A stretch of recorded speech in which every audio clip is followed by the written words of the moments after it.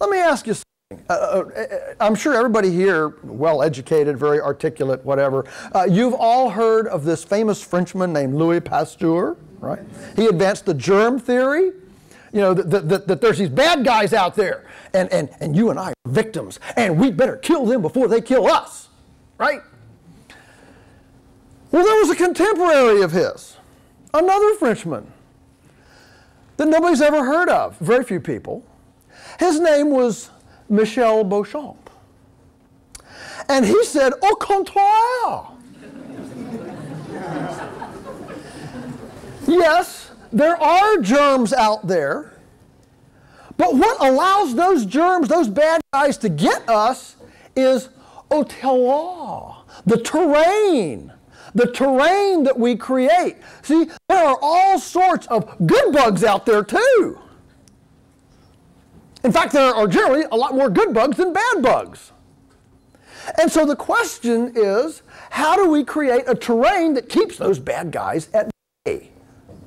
Build up an immunological function. See, and I can assure you that our culture is still worshiping at the altar of germ theory and Pasteur, because if we weren't, we would be less concerned about getting children mercury-laden H1N1 flu virus vaccines free and we would be more concerned about extricating the high fructose corn syrup vending machines in our schools that compromise the children's immune system.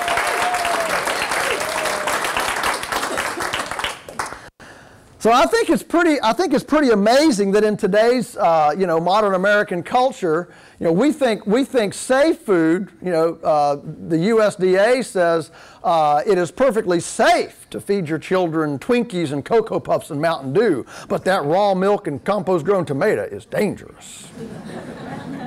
So we have a bureaucratic army of food police around that are trying to say that safe food is safe based on its sterility rather than on its ability to build an immunological terrain. In fact, in farming, if we wanted to create a pathogen-friendly kind of agriculture, a pathogen-friendly kind of food system, what would we do? Just brainstorm with me a minute. One of the first things we would do is we would go to single species. We become cherry growers or chicken farmers or dairy farmers. We would be one species, right?